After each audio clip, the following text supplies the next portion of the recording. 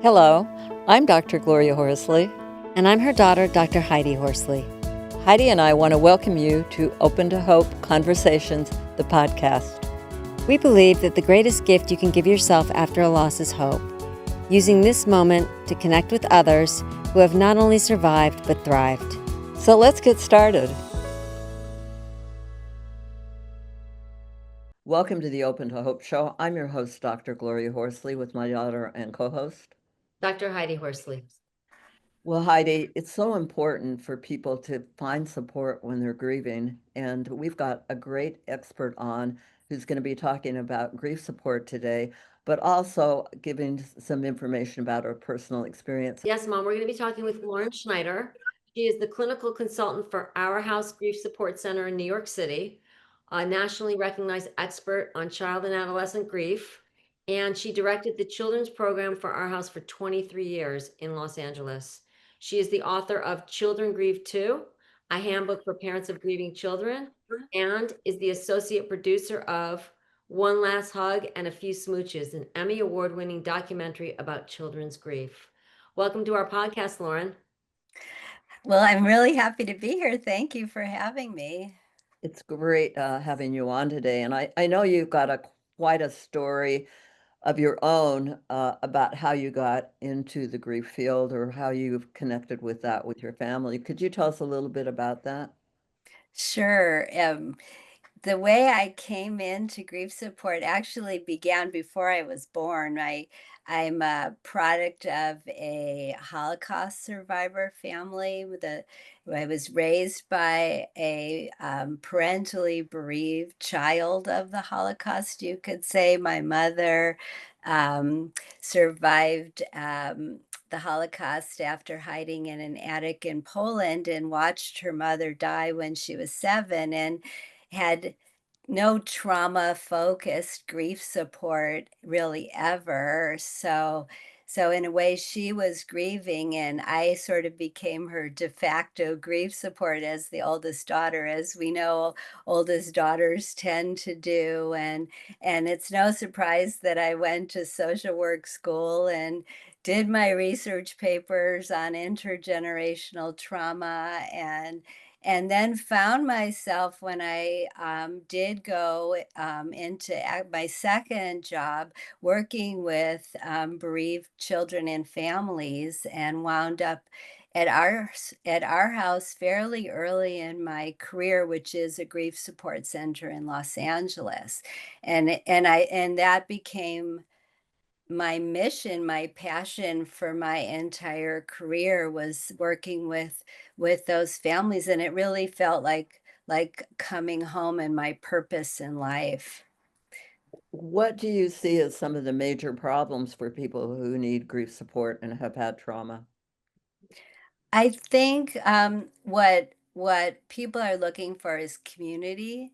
Mhm. First of all, that almost universally they feel isolated in their grief, that once the funeral or whatever mourning ritual they have is over, and everybody kind of disperses back to their life and they feel very alone, and that grief does remain somewhat an awkward or taboo subject. And so they need people to share it with, and not just anybody, that somebody who understands as much as possible what they're going through, because their own experience is so unique, and family members don't necessarily talk to each other because they want to protect each other. They see how fragile each other are, so they're not dialoguing with each other that much. Over time, too. I mean, I have people tell me, wow, it's been 15 years and I just had one of my kids go start driving, and now suddenly I don't have anybody to talk to about this. Does it normalize it? Is that what it does when you get around other people? Yeah. So it normalizes it. It helps people feel that they're not crazy, that what they're experiencing is natural. So we like to say that those reactions are natural grief responses that they're having. They have an opportunity to build that community and learn coping strategies too. And sadly, we're all in the field. Most people that enter the field as a therapist, they're not getting any training in graduate school still. If they're lucky, they get one lecture on how to work with grievers. And I do a lot of community education. I've done it for years with social service professionals, and most of them don't even ask on their intake forms, what deaths have you experienced? And they wait for their clients to bring it up. And their clients aren't necessarily mentioning that underneath their depression or their anxiety or their presenting problem, there's unsupported grief that is really the basis for those other presenting problems. What did your family need? There was a lot of depression in my family, serious depression in particular, I think because my mom lost her mother. Other members of our family in her generation, their mothers survived, and I think they adjusted a little bit better because they had good parenting and good support. So the difference was the kind of support that my mom and her sister received was not as good as their cousins, let's say.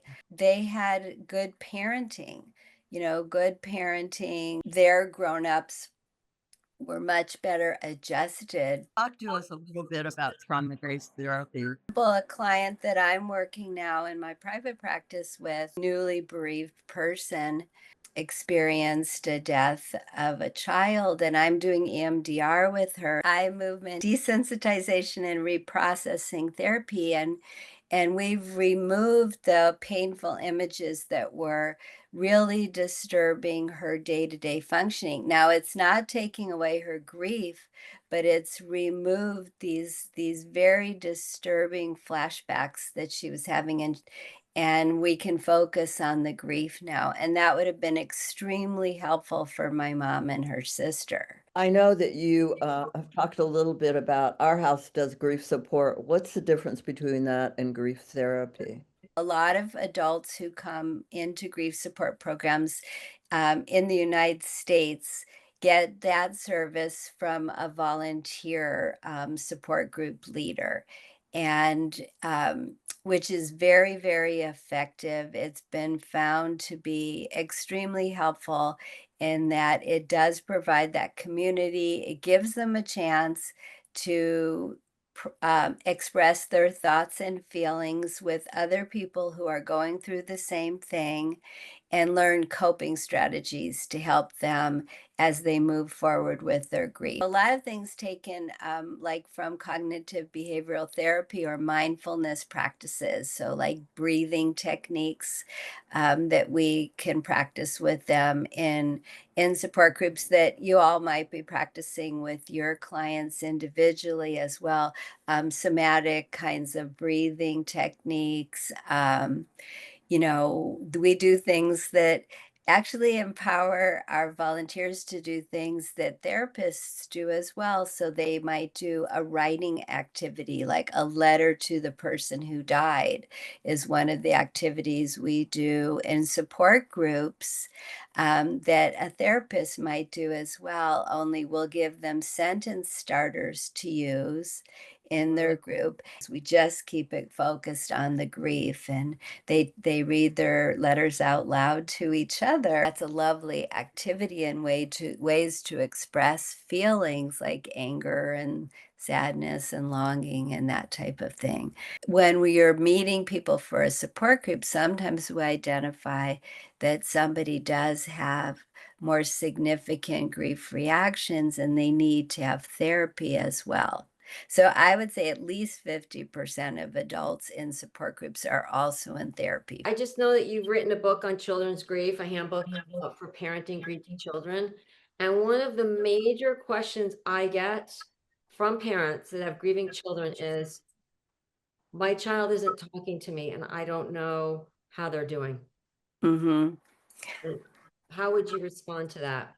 To a parent? It's such a common dynamic, especially in the first couple of years. You want to find out, well, what is getting in the way in the communication of the child coming to them? And is it that the adult, every time the person who died is mentioned, starts crying? Because so then if that is the case, communication can't happen. The child sees their parent or guardian as too fragile to go to when they need support, when they need affection, or when they have a problem that they need to share with an adult. They can't go to a parent or guardian who appears that fragile that they start crying or they start yelling, they get overwhelmed because of their own grief.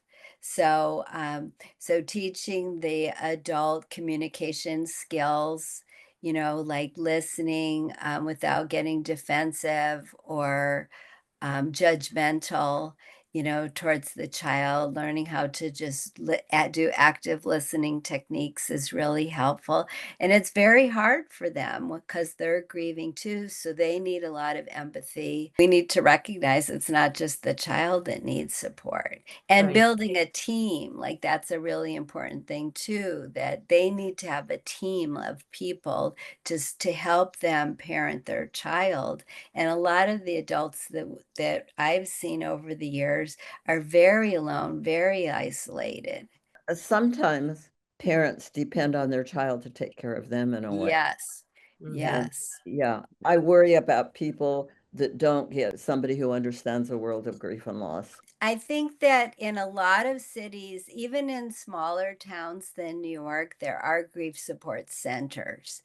And people can start by Googling. Most people that are finding us in New York right now, it's not word of mouth, it's not by a flyer yet. Yeah. It's by a Google search. So I think that's the place for your listeners, Gloria, to start is by doing a Google search, grief support near me. Mhm. And also hospital social workers. Most people still die in a hospital, I would say, not at home. You can start by asking the hospital, the discharge planner, if they have any resources.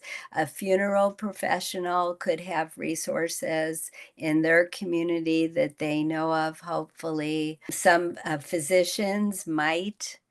It's really important. I know it's hard, and maybe you have a friend who can help you with it. So you're not the one out trying to do it right now because I know you may be absolutely exhausted. Go online right now to our website, and I'll give you the website because there's inquiry forms on the website. So the website is just our house, one word, dash grief.org, and then backslash NYC. Mhm. And you give all sorts of grief support there, right? We do, and it's on a sliding scale, which is also a big question that people ask. And most grief support centers are either on a sliding scale or free of charge for people in other cities. So we slide as low as $1 at our house in LA and in New York.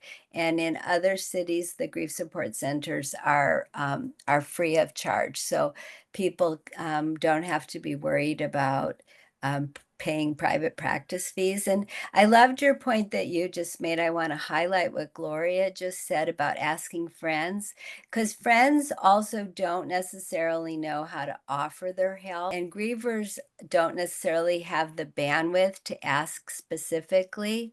But if you're out there and you want to support a griever, you could say, can I look for grief support for you? The griever might say no, but you could do it anyways. You could put together a list.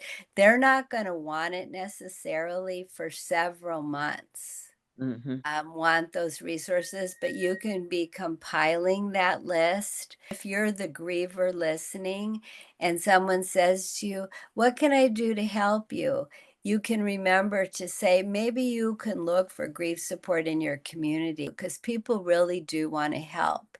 And they would appreciate it if you do say to them, oh, I would love it if you picked me up some things. So if you can work together. I'm thinking that some people who are accessing this show might be interested, not if they're really early bereavement, but at some time they might want to look into your volunteer program because, wow, it sounds to me like they're going to get some fabulous training if they decide to come to our house as a volunteer. The training is great, and even more than that, though, Gloria, it's very meaningful volunteer experience, Right. and newly bereaved people wouldn't want to volunteer because you're still the one who needs the support. But further down the line, a lot of the volunteers that we're training now to start groups in October, they have had their own grief experiences, and this is a way of giving back, but also finding meaning, which is one of the tasks of mourning, according to J. William Worden, whose tasks of mourning are really the basis for the interventions that we use at our house. So finding meaning, making meaning out of the grief or the death experience in your own life is a really important way of working on your grief. Absolutely. Well, so visit our house and thank you so much for being on our show today. Oh, you're welcome. You're welcome. Thanks for having me. Thank you, Lauren. And thank you for all the work that you've done in the grief and loss space. Thank you. And we want to thank everybody for joining us on the show today. And Heidi and I always want to remind you that if you've lost hope, please lean on ours until you find your own, and God bless. I'm Dr. Heidi Horsley. You have been listening to Open to Hope, the podcast. You can follow Open to Hope on Facebook, Instagram, and Twitter. To learn more, visit us at opentohope.com and go to Apple Podcasts to subscribe. I'm Dr. Gloria Horsley. Join us again next week for another Open to Hope conversation, where we invite you to lean on our hope until you find your own.